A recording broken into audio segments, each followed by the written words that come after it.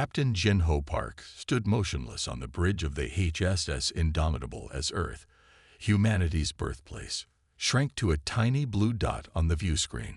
His face remained calm, but his knuckles turned white as he gripped the command rail.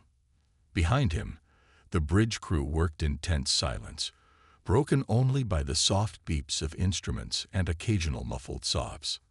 "Hyperspace jump in 10 seconds," announced the navigation officer. Jin-Ho closed his eyes briefly. 3 days ago, he had commanded one of 12 supercarriers in Earth's defense fleet.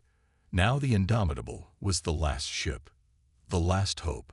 The ship shuddered as the hyperspace engines engaged. Stars stretched into lines, then vanished altogether as they entered the swirling blue tunnel of hyperspace. Earth disappeared from their sensors. "Status report," Jin-Ho demanded, his voice steady despite everything they had just lost. Lieutenant Hannah Kim looked up from her station, quickly wiping tears from her eyes before responding. "Engines at maximum capacity, Captain. We've successfully broken away from the Ziraxian pursuit vessels.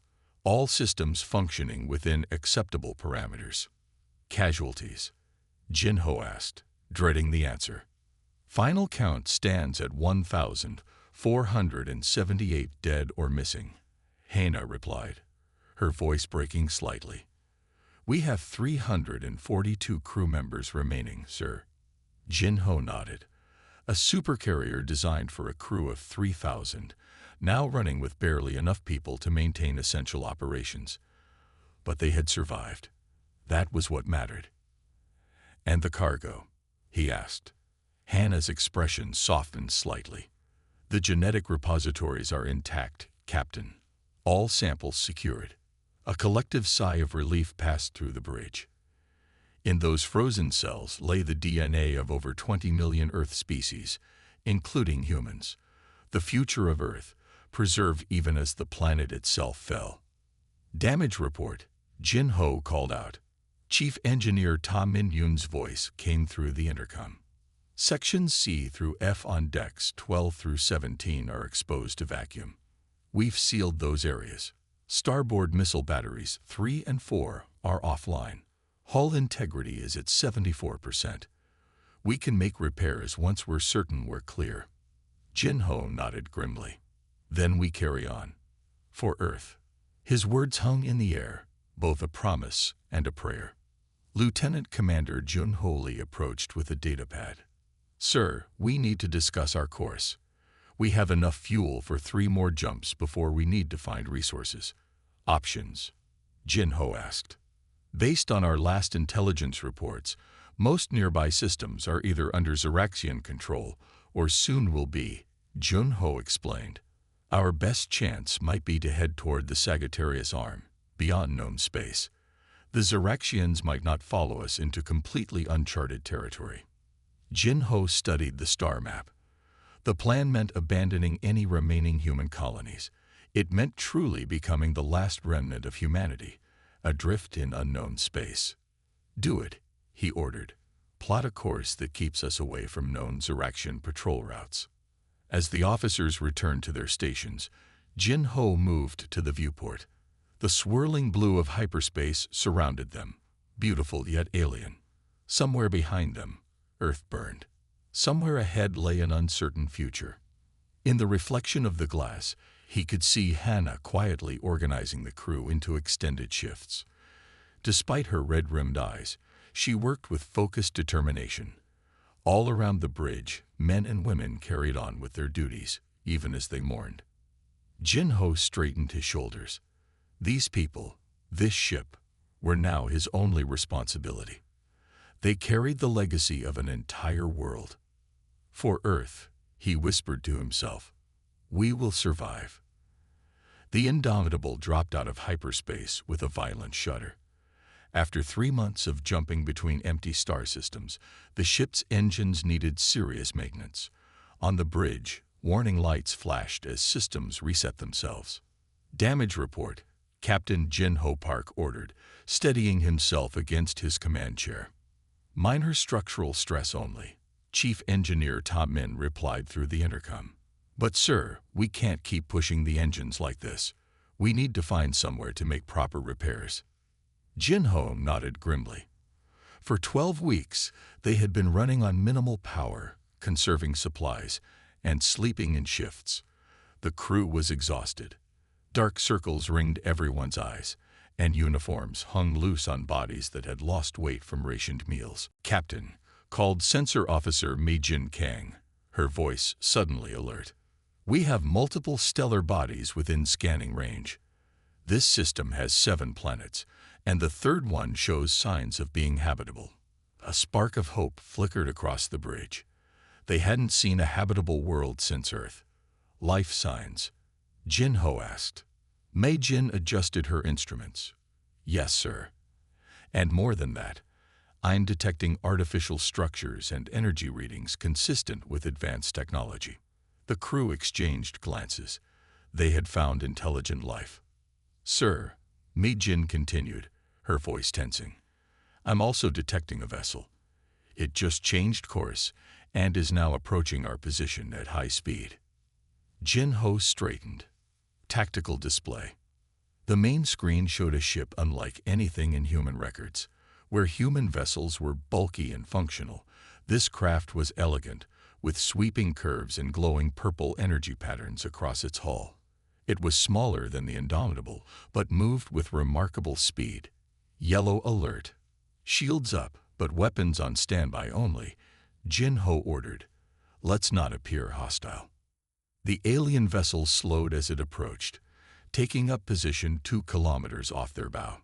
Communications Officer Taiwan Lee suddenly pressed his hand to his headset.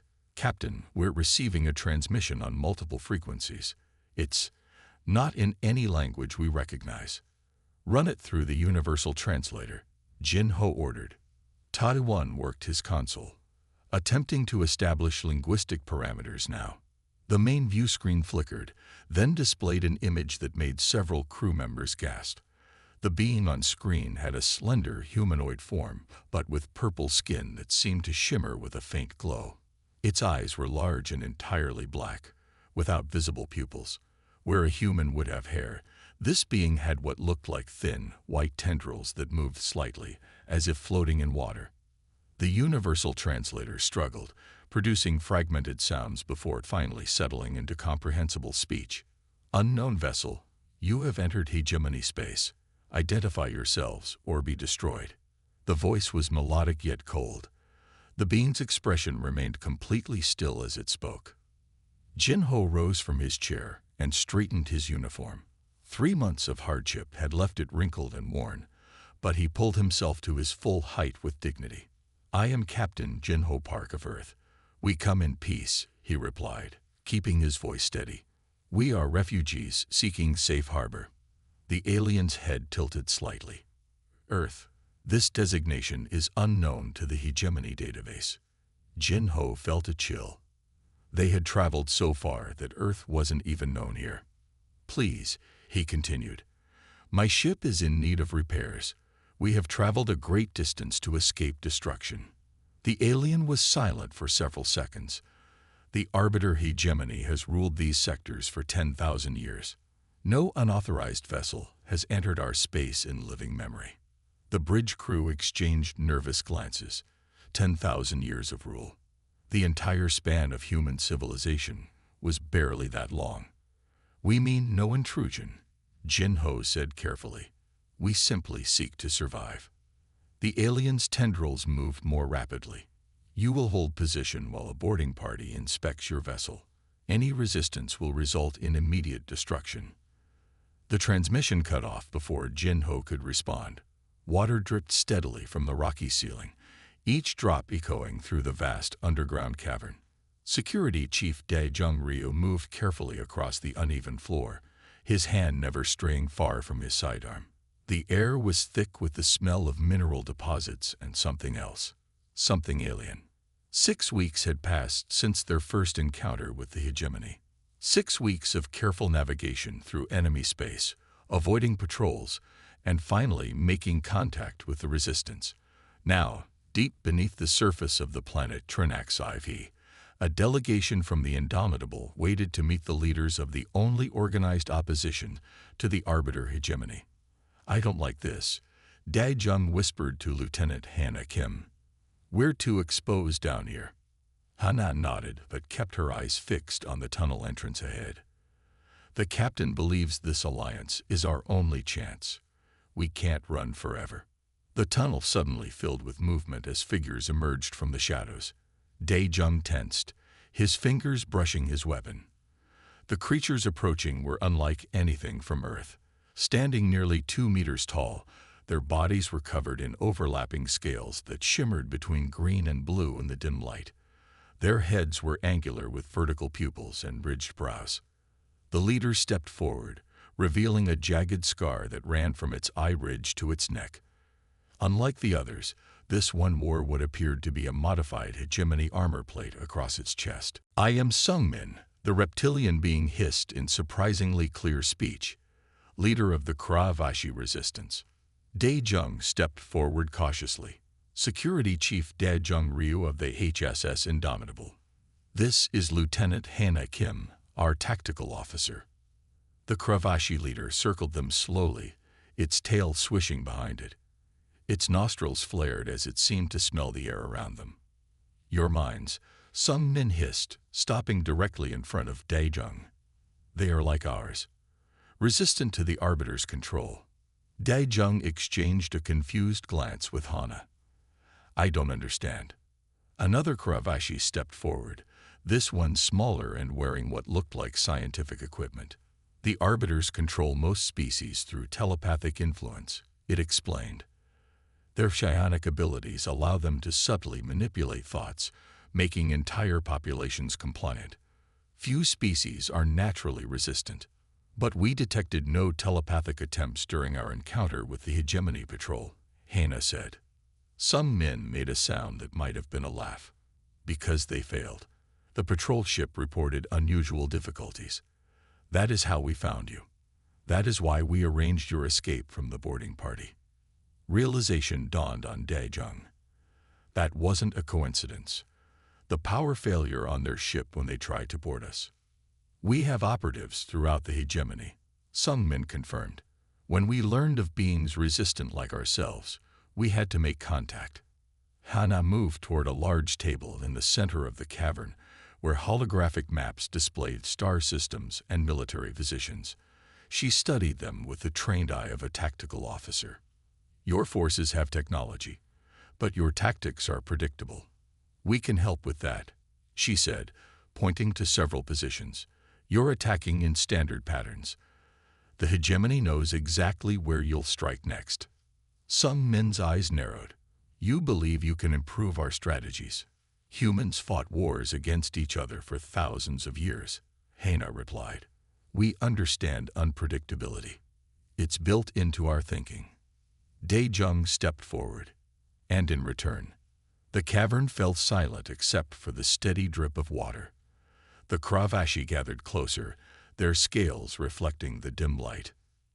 "Sanctuary," Sung-min replied after a long moment, "and a chance to strike back at those who rule the stars." Dae-jung considered the offer. The Indomitable couldn't run forever. Their supplies were limited, and they were strangers in unknown space.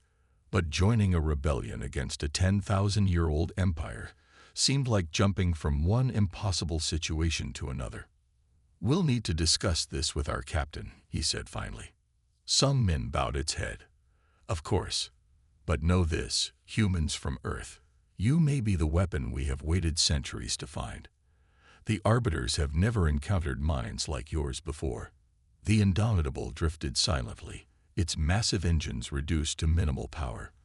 From a distance, the Supercarrier resembled just another chunk of space debris, one of many floating in the asteroid field at the edge of the hegemony's 7th sector. But unlike the lifeless rocks around it, the ship hummed with nervous energy as its crew prepared for their first deliberate strike against the Arbiter hegemony. On the bridge, Captain Jinho Park stood with his hands clasped behind his back, watching the tactical display. The target, a massive communications hub that coordinated hegemony fleet movements across 3 sectors, floated in the darkness ahead, its spinning rings pulsing with energy. "All stations, report status," Jin Ho ordered quietly. "Engineering ready," came Chief Engineer Ta Min's voice.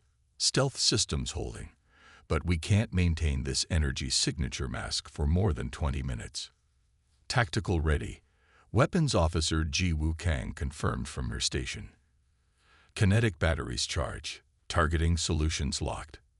"Medical standing by," Dr. Min Ji-yoon reported. "Trauma teams prepped for casualties." One by one, each section reported readiness. Jin Ho nodded, feeling the weight of the moment. For 2 months, they had worked with the Kravashi resistance, learning about hegemony tactics and sharing human military strategies. This mission would test whether those strategies could actually work against an empire that had stood for 10 millennia. 3 minutes to optimal engagement range, Ji Woo announced, her fingers dancing across her console. Jin Ho moved to the center of the bridge, drawing the attention of his crew. "This isn't just about us anymore," he said, his voice steady. "Every species in this galaxy lives under the Arbiter's control. Today we show them something they've never seen before." He paused, looking at each crew member in turn. Some faces showed fear, others determination. All showed trust. Remember, they've never seen Earth combat maneuvers. Hit fast, hit hard, and vanish. The Kravashi intelligence reports confirm the hegemony has grown complacent. They expect direct, predictable attacks. We won't give them that. 1 minute to engagement, Ji Woo reported. Jin Ho returned to his command chair. "Activate main engines on my mark. Bring weapon systems to full power." The bridge fell silent except for the soft beeping of instruments. On the view screen, the communications hub grew larger, its defenses visible now. A ring of automated weapon platforms and a small patrol of hegemony cruisers. "Mark," Jin Ho said. The Indomitable roared to life, bursting from the asteroid field at full acceleration. Before the hegemony vessels could respond, Ji Woo fired the first salvo, not at the hub itself, but at empty space near 3 of the patrol ships. "Scatter mines deployed," she reported. The tiny projectiles spread out, then detonated in a chaotic pattern, creating a debris field that confused the hegemony sensors. "Second targeting solution ready," Ji Woo called. "Execute," Jin Ho ordered. The Supercarrier's main kinetic weapons fired, their massive tungsten rods accelerating to a fraction of light speed before tearing through the hub's outer defenses. The station's shields flickered and failed in several sections. "They're responding," Lieutenant Hannah Kim reported from tactical analysis. "Patrol ships forming standard defense formation Delta." "Exactly as expected." Jin Ho allowed himself a small smile. Spring the trap. Hidden among the scattered mines, tiny autonomous drones activated, targeting the engines of the hegemony vessels. As the enemy ships formed their predictable pattern, the drones attached and detonated, leaving 3 cruisers spinning helplessly. The Indomitable made a sudden, impossible turn, a maneuver that would have torn apart most ships, and fired its second salvo directly at the hub's main power core. "Direct hit," Ji Woo announced as cheers erupted across the bridge. "Hyperspace coordinates locked," Navigation Officer Soo-Jin Park called. "Ready to jump." "Take us out," Jin Ho ordered. The Indomitable vanished into hyperspace just as hegemony reinforcements arrived. The entire attack had lasted less than 7 minutes. Hours later, safely hidden in a nebula 2 sectors away, Communications Officer Taiwan Lee removed his headset with a look of amazement. "Sir, we're intercepting hegemony transmissions," he reported. "They're calling us the ghosts from beyond the rim. There's confusion in their command structure. They can't understand how we predicted their defense patterns so accurately." Jin Ho nodded. "Send the battle recordings to the Kravashi. Let them see what humans can do." The holographic display in the Indomitable's war room showed a massive vessel approaching.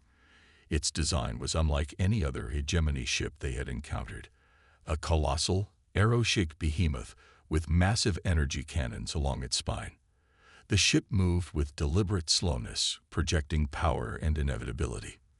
The Eternal Dominion, Sung Min said, the Kravashi leader's scales rippling with concern.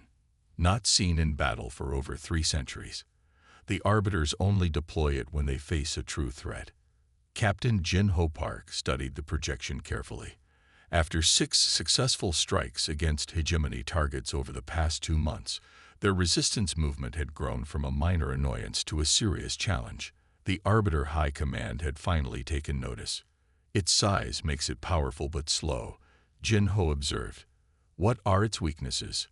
Weaknesses, Sung Min hissed in surprise. The Eternal Dominion has no weaknesses. It has destroyed entire resistance fleets without suffering a scratch. No one attacks the Dominion. They run from it. Jin Ho exchanged looks with Lieutenant Hannah Kim. On Earth, we had a saying, the bigger they are, the harder they fall. The Coalition fleet gathered in the shadow of a dead moon. 17 resistance ships of various sizes and designs, all modified with human-inspired tactics in mind. The Indomitable, despite battle damage from previous engagements, remained the flagship of this unlikely armada. On the bridge, Jin Ho addressed the assembled captains through the communication system. The hegemony expects us to either flee or attack head-on. We will do neither. Instead, we will use what humans call asymmetrical warfare. He displayed battle plans that made several alien captains gasp in surprise. This is madness, said a Vulturi captain, his tentacles writhing anxiously. You want our fastest ships to deliberately draw their fire. While appearing vulnerable, Hannah confirmed. Meanwhile, our heaviest vessels will attack from below their plane of movement, where their sensors are weakest. The Dominion has no weak sensors, another captain objected. Every ship has blind spots, Weapons Officer Ji Woo Kang countered. We've analyzed their design. Their power must be concentrated in the forward weapons, leaving minimal energy for rear defenses. The alien captains looked unconvinced, but they had seen human strategies work too many times to dismiss them now. The battle began exactly as the hegemony expected, with the Eternal Dominion moving inexorably toward the resistance fleet, its massive weapons charging. What they didn't expect was for the fleet to break into 5 separate groups, moving in seemingly random patterns. They're confused, Hannah reported from tactical analysis. Their targeting systems are trying to prioritize. Execute Phase 2, Jin Ho ordered. Small, fast ships darted toward the Dominion, firing just enough to attract attention without putting themselves in real danger. The massive dreadnought adjusted its course, bringing its main weapons to bear, exactly as planned. Now, Jin Ho commanded. The Indomitable and 3 heavy Kravashi cruisers rose from beneath the Dominion's ventral side, targeting specific points along its lower hull. Their weapons struck precisely where Jin Ho had predicted the shield grid would overlap, creating resonance patterns that temporarily weakened the defenses. For the first time in centuries, the legendary dreadnought took damage. The battle raged for hours, with the coalition forces striking, retreating, and striking again in patterns that the hegemony computers couldn't predict. The Eternal Dominion, designed for overwhelming force against conventional opponents, struggled against enemies that refused to behave as expected. When it was over, the Dominion retreated, trailing energy plasma from multiple hull breaches. 2 days later, in the secured brig of the Indomitable, Jin Ho faced the captured Arbiter commander. The purple-skinned being sat unnaturally still, its white tendrils hanging limply around its face. How? The Arbiter asked simply. How did you resist our mental influence during the battle? Jin Ho studied the alien carefully. What do you mean? The Arbiter's black eyes fixed on him. During battle, we project fear and confusion. All species feel it, except yours. And the Kravashi, Jin Ho pointed out. The Arbiter made a dismissive gesture. A genetic anomaly we've been working to correct. But you're something new, something unexpected. After a long silence, the Arbiter spoke again, its voice barely a whisper. Our powers are failing. Each generation is weaker than the last. The devices we use to amplify our abilities can no longer compensate. That is why the Dominion retreated. Not because of your weapons, but because we could not maintain control of our own crews. Jin-Ho looked at the alien with new understanding. The mighty hegemony, built on the Arbiter's natural psionic abilities, was crumbling from within. The Indomitable hung in space above the ocean world of Ventar, its hull now bearing the scars of multiple battles. 4 months had passed since the engagement with the Eternal Dominion, and what had begun as a small resistance movement had exploded into a full-scale revolution across the hegemony. Jin-Ho stood on the bridge, his uniform now modified with patches showing both Earth's flag and the symbol of the coalition forces. Dark circles lined his eyes. He couldn't remember the last time he'd slept more than 3 hours at a stretch. "Captain," Lieutenant Hannah Kim called, looking up from her station. "I've compiled the intelligence reports from our network." Jin-Ho nodded, motioning for his senior officers to gather around the central display table. The holographic star map showed hundreds of systems, with nearly a third now glowing green to indicate liberated territories. 7 more systems have declared independence, Hannah reported, highlighting a cluster near the galaxy's Perseus arm. "They're using our encryption protocols and combat tactics." The Kravashi Underground reports that resistance cells are forming even on worlds we haven't contacted. Security Chief Dae-Jung Ryu frowned as he studied the red zones, still under firm hegemony control. The Arbiters are responding with increasing brutality. On Nexus Prime, they executed 10,000 civilians after a failed uprising. They're bombing population centers on Terrace and Vega IX. The officers fell silent, absorbing the implications. What had started as their fight for survival had turned into something much larger, a galactic civil war. "The Arbiters are desperate," Communications Officer Tawan Lee noted. "Our captured commander was right. Their control is slipping. These atrocities aren't strategic. They're panic reactions." Engineer Min Soo Choi nodded in agreement. "Their technology relies on amplifying their natural abilities. Without those abilities, they're just another species, outnumbered billions to 1. Jin-Ho stared at the star map, watching as reports continued to update, systems changing from red to yellow to green as news spread across the galaxy. The weight of responsibility felt heavy on his shoulders. Each green light represented millions of lives now depending on this revolution's success. "We didn't come here to start a war," he said quietly. The bridge fell silent. Everyone knew their original mission: escape, survive, preserve what remained of humanity. None of them had imagined becoming the spark that would ignite a galaxy-wide revolution. "No," Tawan said quietly, "but we may have come to finish one." Jin-Ho looked at his communications officer, seeing the same mixture of resolve and uncertainty on his face that Jin-Ho felt in his own heart. "The Arbiters have ruled for 10,000 years. Hannah reminded them. How many species have lived and died under their control? How many civilizations never reached their potential because the Arbiters feared competition? From the tactical station, Weapons Officer Ji Wukang spoke up. "Sir, we're receiving a priority transmission from the Kravashi High Command. The Arbiters are gathering their remaining loyalist fleets at their homeworld of Arbitus Prime. Intelligence suggests they're preparing to deploy planet-killer weapons against rebel worlds." The mood on the bridge darkened further. They had all seen the historical records of such weapons, entire planets reduced to asteroid fields. Jin-Ho straightened his shoulders. Decision made. Contact all coalition forces. It's time to take this fight directly to the Arbiters. "A direct assault on Arbitus Prime?" Dae-Jung asked, shock evident in his voice. "No one has ever even seen their homeworld, much less attacked it." "Then they won't expect it," Jin-Ho replied. "Engineer Min-Soo, is your special project ready?" Min-Soo nodded nervously. "The psionic disruptor is complete, based on what we learned from our prisoner. But we'll need to get it into their planetary defense grid to affect the entire population." Jin-Ho looked around at his crew. These last remnants of humanity who had traveled so far and changed so much. Earth is gone, but perhaps this is why we survived. To end 10,000 years of tyranny, he activated the ship-wide communication system.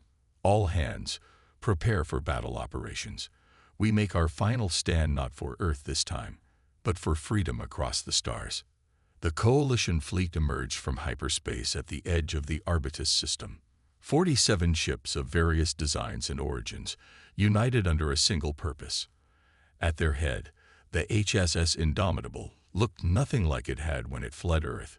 Its hull was patched with alien metals, its weapon systems enhanced with technologies from a dozen worlds. Like its crew, the ship had adapted and evolved. On the bridge, Captain Jinho Park watched as the Arbiter homeworld appeared on the main screen. Arbutus Prime, a world no outsider had seen in 10,000 years. Its surface shimmered with purple and blue cities that spread across continents. Massive orbital platforms circled the planet, each bristling with weapons. Defensive grid is even stronger than intelligence suggested. Lieutenant Hannah Kim reported from Tactical. Over 300 orbital platforms, and energy readings indicate planetary shields. Jinho nodded, unsurprised. Status of the fleet. All ships report ready. Communications Officer Taiwan Lee confirmed. Kravashi forces are in position on the far side of the system. Jinho looked at engineer Min-Soo Choi, who stood nervously beside a device they had worked on for months. The psionic disruptor, a machine designed to counter the technology the Arbiters used to amplify their failing mental powers. One shot, Jinho told his crew, his voice steady. That's all we need. Get the disruptor to the main control hub, and this war ends today. The bridge crew nodded, their faces showing a mixture of determination and fear. They had come so far, lost so much. Each of them carried memories of Earth, the last remnants of a world now gone. Arbiter fleet detected, Hannah announced. They're moving to intercept. All ships. Execute Battle Plan Omega, Jinho ordered. Stealth team, prepare for deployment. The Coalition fleet split into 3 groups, each engaging the Arbiter defenders from different angles. Meanwhile, a small, heavily modified transport ship detached from the Indomitable's underside, its stealth systems active. Stealth team away, Weapons Officer Ji Woo Kang confirmed. The battle unfolded across the Arbutus system. Coalition ships darted between massive Arbiter dreadnoughts, using the tactics humans had taught them. Unpredictable movements, coordinated strikes against specific targets, and false retreats that led pursuing ships into traps. On the bridge of the Indomitable, Jinho watched the tactical display, directing the battle with calm efficiency. 3 months of planning had prepared them for this moment. Stealth team has reached the primary hub, Taiwan reported. They're installing the disruptor now. Jinho nodded. All ships prepare for Phase 2. On the main orbital platform above Arbutus Prime, Min-Soo's device connected to the hegemony's main control systems. Its specialized circuits began to synchronize with the frequencies used by the Arbiter's psionic amplifiers. Launching now, Ji-Woo announced as she remotely activated the device. For a moment, nothing seemed to happen. Then, across the battlefield, Arbiter ships began to drift out of formation. The orbital defense platforms stopped firing. The planetary shields flickered and died. It's working, Hannah whispered in amazement. As the device activated fully, the Arbiter defense grid faltered completely. Across 1,000 worlds, the telepathic control that had maintained the hegemony for millennia wavered and broke. Species that had been mentally subjugated for generations suddenly found themselves free to think their own thoughts. The battle ended not with a final shot, but with silence as the Arbiter ships powered down their weapons. 6 months later, Jinho stood in the grand chamber of the newly formed Galactic Council. The vast hall had been built on a neutral world, with representatives from over 200 formerly subjugated species. The Arbiters themselves were present, no longer rulers but equals among the galactic community. Jinho, wearing a formal uniform bearing both Earth's insignia and the new symbol of the Free Galactic Alliance, addressed the assembled delegates. "Humanity is gone," he said, his voice carrying through the silent chamber. "Our homeworld is lost to us. But we are not defined by where we come from, but by what we choose to do with the time given to us." He looked around at the faces, some humanoid, others utterly alien, all watching him with respect. "Through us, Earth's legacy will continue, not as conquerors, but as liberators, not through domination, but through cooperation.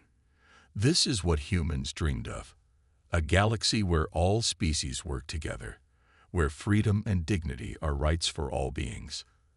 As Jin Ho finished speaking, the chamber erupted in applause. The last survivors of humanity have found not just a new home, but a new purpose, carrying Earth's best ideals to the stars.